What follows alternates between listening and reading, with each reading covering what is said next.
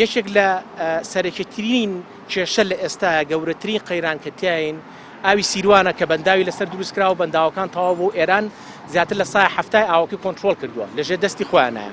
ئەجا بۆیە بەڕاستی لە ئێستادا گەرمیان فریایی نەکەوین ئەنفالێکی تر دووبارە دەبێتەوە. خەڵکی گەرمیان ئەم کەمپەینە ئێمە قەرارمانداوە لەگەڵ چالاکەوانی منتیقەی بڵێن ناوچەی شارە زوور و هەڵەبجە و هەولێر و هەموو شارەکانی تر هەموو مانگێک کەمپەینێک بکەین لەسەر ئاگاهێنانەوەی سیستەم و دەسەڵات و ئاگاهێنانەوەی کۆمەلگا لەسەر قەیرانی ئاو.